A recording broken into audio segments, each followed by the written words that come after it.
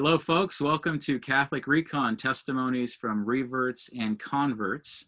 Now I think we're on episode 5 or 6. I need to keep better track of that. But today I've got a guest, Michael Jaquith, who I met probably, when did we meet, Michael? Goodness, maybe a couple years ago. Yeah, I don't know. But Michael he is this guy, I'll tell you, he is a jack of all trades and a master of many. And I'm sure maybe he'll get into that, but this man, I don't even know how he does it. What he does to support his family and to just all these amazing things that he can do. And he's an inspiration to me. So I hope that you will learn a thing or two from him as he shares his testimony. So Michael, thanks for being here, and thanks for agreeing to do this. Eddie, I really appreciate it, and I appreciate those kind words. You know, that's very generous of you. I don't know if I'm quite so inspiring as that, but maybe we'll let the audience find out. Okay, so I came from this really interesting, problematic, I should say, non-Christian for the most part home, where my parents kind of pretended to be Protestant, but it was always kind of like hollow, and you could tell there were things that didn't quite connect. And then when I was in 6th grade, my dad committed some epically bad life choices and went to jail for 10 years. And I kind of went off the deep end where I just got angry. And it was about 3 years later that I made a chance meeting with a guy that I didn't know it anywhere near yet at this time. And I'm jumping ahead a little bit here.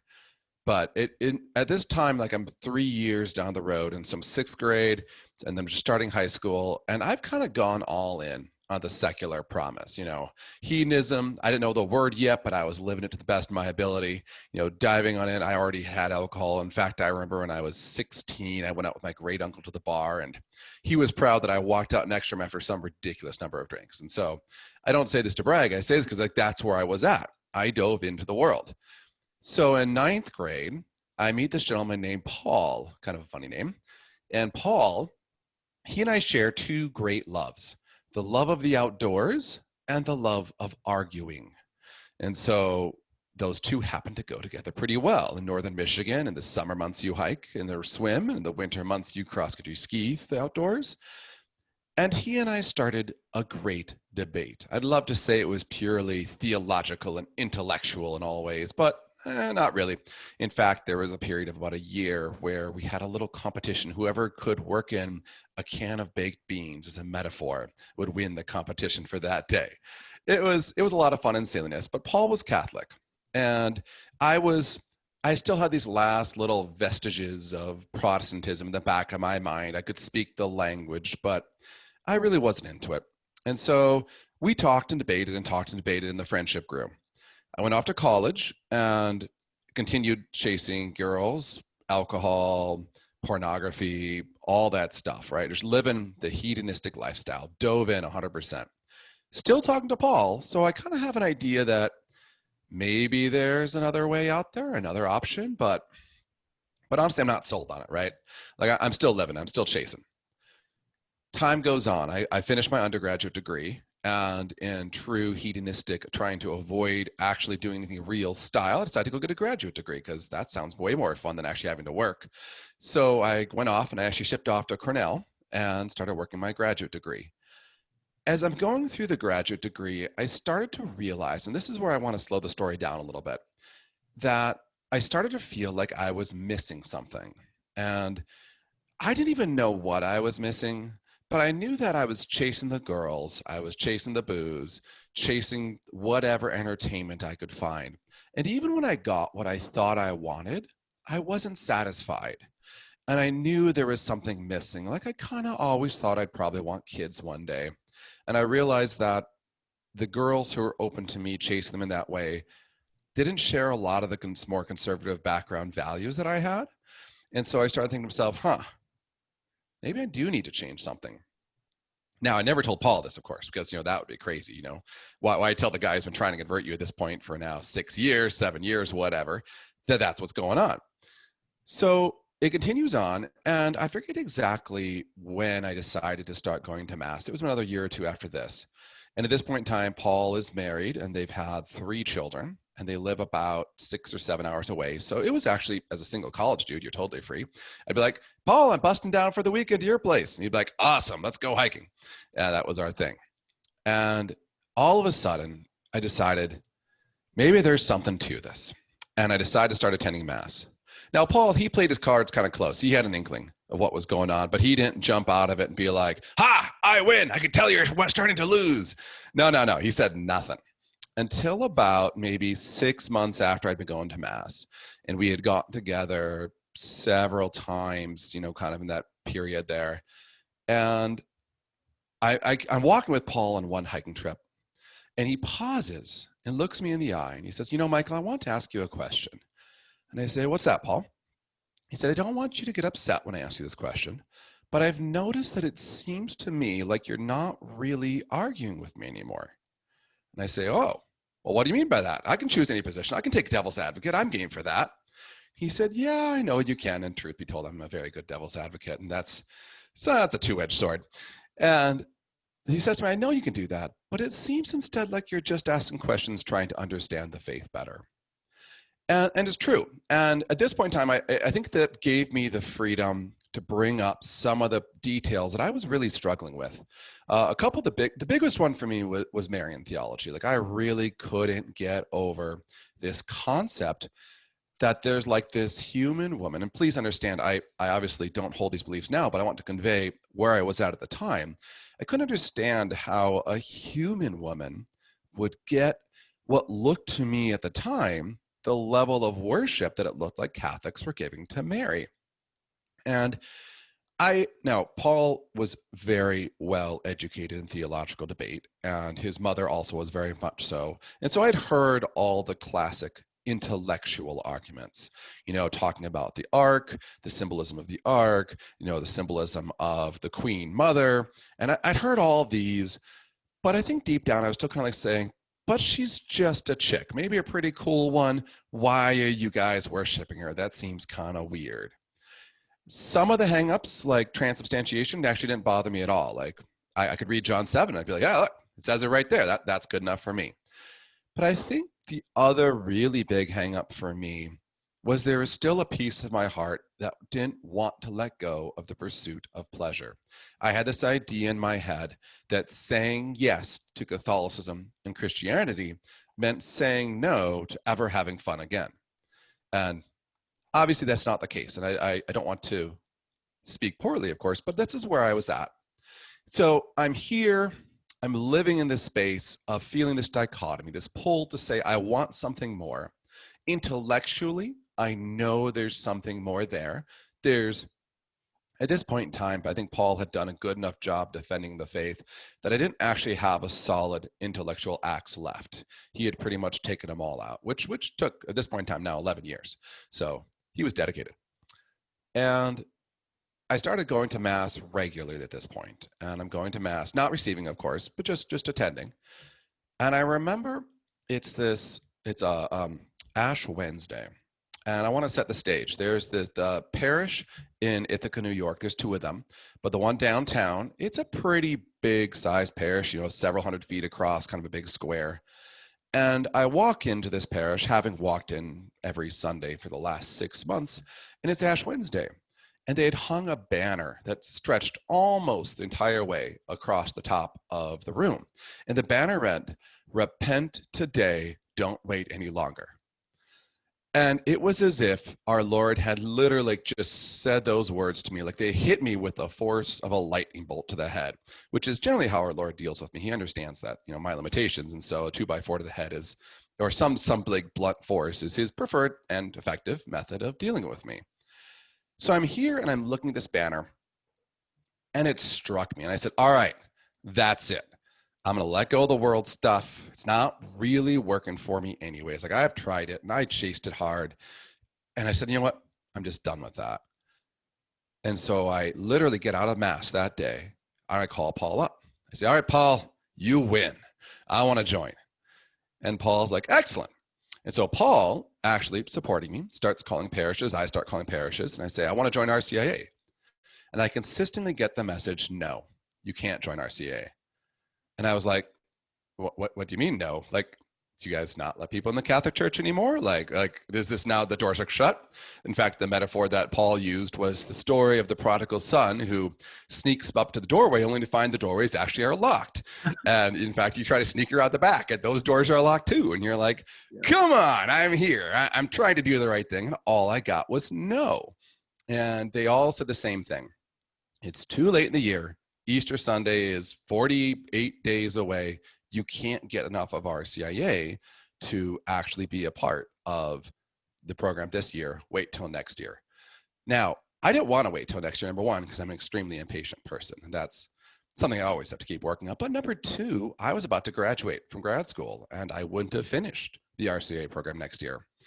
A little bit too, number three, I had some really bad impressions about RCIA, which I'm sad to say actually seem to be somewhat founded. There's, especially, and I'll say, certain communities that don't value traditional methods as much, the RCA experience is sometimes a little bit shallow. And I'm like, I've been sitting here for 12 years going through an RCIA style process with Paul that none of y'all's would have made it through. Just let me in already. Okay, so Paul and I regrouped and I said, I'm still committed. I want to do this. And Paul says, well, you know, there's another way. And I say, cool, I like other ways. Tell me about it. And he says there's something called private instruction. And so private instruction, you find a priest who's willing to, in a one-on-one setting, go through and first off teach you, but then eventually certify that you are indeed ready to join the church. So I reached out to the local pastor, and like most parishes, the local pastor was totally overwhelmed. And he, for whatever reason, agreed to meet me. And I go into his office one day. And I said, great, here's my name, here's my story. I've been debating for 12 years. Like, I want to join. And he says, well, what do you know about the Bible? And me and my stupidity, I'm like, I know a bit about it. Yeah, what do you want to ask? And he says, list for me in order all of the Old Testament prophets. And my brain freezes. I'm like, order? Like I'm like in my mind, okay, so there was Isaiah, but he was near the end. There was Ezekiel, but he was kind of near the end. Who? Early ones. Like, does Nathan count? Was he a prophet, or is he just like? and so like clearly he's not impressed. The priest looks at me and he's like, this guy's a loser and a joker. I don't know what's up with him. And so then he says to me, can you at least name the 4 gospels? I'm like, Matthew, Mark, Luke, John. Come on. He's like, you know what? I just don't have time for this. You get out of here. I was like, what? Come on, like, how is that even fair? Who knows the Old Testament prophets in order? So I pull back from that and realized the answer there was a no. And another good friend of mine named Rob, he was also on Team Convert Michael, which I really appreciate. He starts calling around further and finds this priest about 2 to 2.5 hours, depending on the weather, drive away, an old Italian priest. And this guy was a character. So I talked to him on the phone.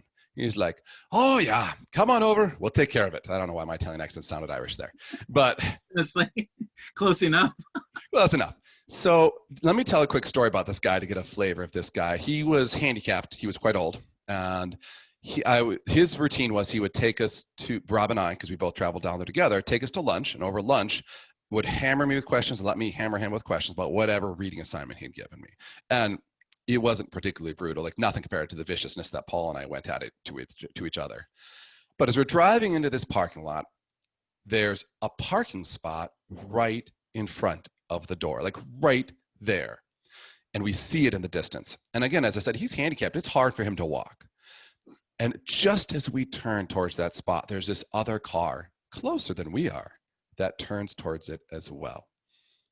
And you could see in his eyes this look of, oh no.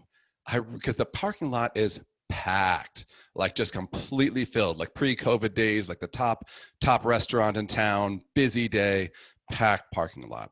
And he looks at the other driver and he says, Lord bless you if you don't take that spot, and bless you twice if you do. And I was like, oh, that is such a great example of humility and surrender to the will of God. And that really is how this guy rolled. He was so authentic in the presentation of Christ and the teachings of the church, but he wasn't forceful. He never tried to say this. It was always invitational, which is something I've really come to appreciate, especially with, unfortunately, I taught RCA class for a while and have seen other ways of doing it. But that invite to me was exactly what I needed, because I was a headstrong young guy. Well, I'm still headstrong, not young anymore. And I needed that invite because otherwise I think I would have just gone into sparring mode. But because he just invited, and Rob would just sit there, and Rob played it cool too. Every now and then he'd say something. And I want to commend Rob. Rob literally was doing this 2.5 hour drive with me. It was once a month, all the way down as well. And so I think that private instruction lasted about 6 months. And we had made it into, I think it was about September. And the priest looks at me one day and he says, "Are you ready to join the church?" And I say, "Yeah, I think so." He says, "Great. Let's do it next Sunday. I got a disposition from the bishop. We're going to do a conditional baptism, confirmation, everything all in one shot." I'm like, "Cool. That sounds good to me." Again, I mentioned the lack of patience part earlier. So I kind of like the idea of just diving right in and getting it done. So I go there and I kind of wasn't sure what even to expect. We had prepped what a conditional baptism means. In my case, in my pseudo-Protestant-y kind of childhood, I supposedly had been baptized as a child, but there was no certification of it. I had of course, no memory of it. And so the formula for conditional baptism is, if you have not already been baptized, then I baptize you in the name of the Father and Son and the Holy Spirit. So we did that. That was kind of interesting. And then we did confirmation. That was kind of interesting. And then I got to receive the Eucharist for the first time. And it was in that moment when I received the Eucharist, I was overcome by this wave of emotion. I just started crying. And I'm not, especially back then, but even now, I'm not that much of a crier. But I couldn't help it. Like, the tears just started coming forth. And it felt as if that peace that I'd been craving for so long, I finally got a bit of it. And I wanted more. I was like, there's something there. And that just kind of lit me on fire. I get a little dusty even now just thinking about it. And I remember going to kneel down and just praying for my family, for my friends, it was one of the most authentic prayers I've ever had, where I wasn't trying to manipulate God, but I was just there, and it was so visceral and real that I don't know, felt like an hour, but I guess it's probably 10 minutes while the rest of the people received their communion.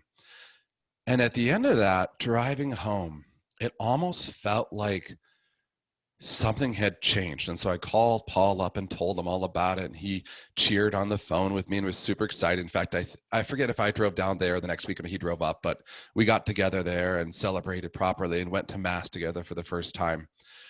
And I know it's supposed to be my conversion story, but I have to keep the story going just a little bit longer. When I got married a little bit later on, and with my degree, I got off and did a research job at Intel. And I came, again, going back to my original family, Protestant at best. At this point, my mother's kind of half discovered the Protestant faith. My dad's off the deep end. My mother's remarried at this point. And we had 3 girls at this point. And I had been, basically since I first announced I wanted to become Catholic, been the sole person just plowing forward in anywhere in my family. Like, everybody, they were polite, but they kind of thought I was crazy. I think the comment might be something like, "Well, I'm not sure what's wrong with you that you need that much support, but I'm happy that you're getting it as long as, that's what you need." It wasn't very flattering. And so I remember clearly this day that my mother, who's I love her dearly, she's a bit of a flake and a bit of, kind of flips around a little bit. I get this call from her, and she says on this call, "Okay, Michael, I've got something really important I need to talk to you about." And I'm like, "Oh no, you don't know my mother, obviously, but a lot of times when she's used those words, she's telling me that something really bad has happened." And in my heart, I just locked up and clenched. I'm like, oh Lord, what's she about to tell me? Just help me deal with whatever it is. And she says to me, "My husband and I have been in RCA for 6 months now, and we've decided we're joining the church." And I again just break down crying, the same sort of feeling I had before. And I say, "Mom, where did this come from?" Like, again, I love my mother dearly, but she was 0% in the Catholic school as far as I was concerned and what she had ever told me. And she said 2 things. She said, number one, my husband, Kevin, every time Kevin asked you a question, Michael, you had a really good answer for it that really struck him. But number 2, she says to me, number 2, I don't think that my mom, could have gotten there but for the witness of watching your girls and their simple faith and how they lived it. And I just was floored And I remember the first time I got to receive the Eucharist with my mother and Kevin. And at that point, my oldest daughter was receiving. And it was just it brought me back to that moment when I first received. And it felt again like that little piece had connected, had come in that was so badly missing in my life. And so we're still struggling with the rest of the family. We pray for them every day, but it's just been an amazing journey watching the Lord work through these sort of things. I did not see that coming. That was about your mom. Wow. Yeah, I'm shocked. I'm practically speechless after hearing that, because wow. I was completely speechless on the phone.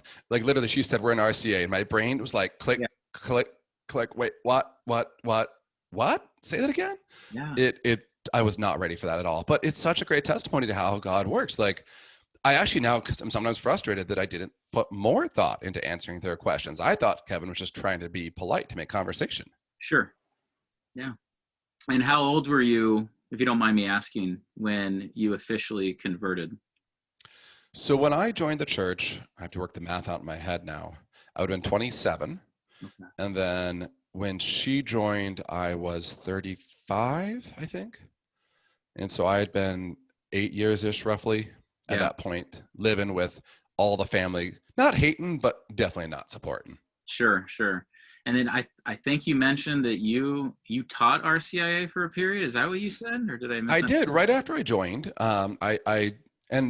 I really enjoyed this process actually, because I had just joined the church. It was right after I moved to Hillsboro, Oregon, and right before I met my wife, I volunteered at the local parish to teach RCIA because they're always desperate for volunteers, and I've got both a fair bit of knowledge about this sort of stuff at this point and experience with it, and a bit of a fun, silly attitude that people tend to connect to. Yeah. And so I'm in here teaching, and I was really, first off, I loved doing the teaching, but some of the other teachers that I would have to sit in on in the class, it was just so frustrating to me. I remember let me give you a short story. I'm going to call her Beth. It's not a real name. So Beth's up there, and she's a very soft-spoken girl, and she's like, so what's the best sacrament? And some people in the class timidly raise their hands and be like, marriage? No. Holy orders, becoming a priest? No. Baptism, because that starts it all? No. The Eucharist is the best sacrament. That's the one that's the best. And it just was so unconnecting. And I'm watching this, and I'm watching these people just feel shut down. And Sure. So I really sympathize with those people who have had a bad RCA experience, because I kind of dodged the bullet there. I found my own interesting set of adventures, but it was a very interesting experience. What do you think, since we're going down that route, what do you think can be done at the parish level to get more of that, I guess, heart connection or zeal that you're talking about? Two things. Number one, passion always sells. And passion is the universal human commodity that cuts through all barriers. When I approach Eddie at a campfire, I'm like, Eddie, you're not going to believe this. I just discovered the most awesome tent stake of all time for putting tents up. Now, many of you couldn't care less about tent stakes, but if I go in with that passion, it's contagious. You're going to catch it. And I think all too often we allow people to stay in positions of teaching authority who have lost all passion for that job. It's just gone. But then number two, I think there needs to be a willingness on the part of a parish to go up to the pastor and to say, I'm here to serve. I want to make a difference. I have passion for all these sort of different things that you whatever you have passion for, but to put yourself out there and to do it. But I want to put an asterisk there too, to do that at the right time. I volunteered before I had kids, and honestly, it was not a big deal at all to volunteer. Yeah. After I had one kid, it wasn't too bad. I have 6 kids now, and the thought of that much volunteering feels a little bit constrictive. But I was talking to a guy in Knights of Columbus, fantastic guy named Mike, good name. And I said to him, Mike, you've got 6 kids. How in the world are you doing all this volunteering for Knights of Columbus? And he says, oh, it's real easy. My youngest is in middle school. My oldest all drive themselves. As soon as that happened, I had all the time in the world. And so I'd encourage people too, if you're in that phase of life with young kids, then find other ways to connect. You know, Eddie and I have sat around a campfire several times and, you know, shared stories, or sat around, you know, camping, whatever, or just whatever it is that you connect with, finding a way to get out there to live and share that passion authentically with others. But don't be afraid to volunteer. And then to people who actually are in parish programs, I would say, if you don't have the passion anymore, you probably know it, and it's time to find something else, or time to re-find it. Yeah, yeah. In your experience, when you do share your testimony with others, whether Protestant, atheist, what have you, do any of them say that they have not heard Catholic testimony? It's something new for them? Some of them do. I'll be honest with you here. There's a couple of gals I'm thinking of here. I don't know that they'd said they'd never heard Catholic testimony, but I think they had never heard it presented in a way that seemed both logical and believable at the same time. And I think that's something that's important as well. There's a young girl named Jen and a young gal named Kara that they were both dating guys when I first moved here to Idaho. Kara's married, but neither of them had converted. Kara has since, and Jen's still working on it. So I remember we did this awesome hike, and they just lobbed question after question after question. And I think what the feedback I got from them that was so powerful was that I was able to answer with something that was both meaningful, like effective and accurate and truthful, but also connective. And like, it's not, I think all too often we get these sort of dry homilies from on high where people can sound like they're saying, and this is how it is, and this is how it is. And just really being present with people, engaging them, hearing what they're saying, asking good questions so you can make your own answers to their questions better. Mm-hmm. Excellent. Yeah. I tend to ask this question as well. Let's take a different approach. Since your mom converted, she and her husband, what has that looked like for the rest of the family? Have there been, I know you mentioned that there's still things that are in progress, so to speak. And as I was talking to another guest the other day, we know that only the Holy Spirit can ultimately make these things happen. I just wonder if you could speak to what that has meant, kind of, I don't know how long it's been since that happened, but just the aftermath. I want to answer that kind of two different ways. For my immediate family, that has been amazing. It has just been this source of bond between me and my mother, between my children and their grandmother, even between my wife and her mother-in-law. That bond has just intensified because of that shared belief. And so that has been awesome. Like we really look forward to when Grandma Candy, yes, my mom's name is Candy. It's kind of a funny story. The kids think it's very silly. Anyways, when Grandma Candy comes and visits, there's something so special about just we all go to Mass together. And I'm a firm believer that the more other people that children see doing what you say is important, the more powerful that message is to them. And so like when we go camping with our kids, they see other people going to Mass. When Grandma Candy comes and visits, we all go to Mass together. And that's just a very powerful witness for them.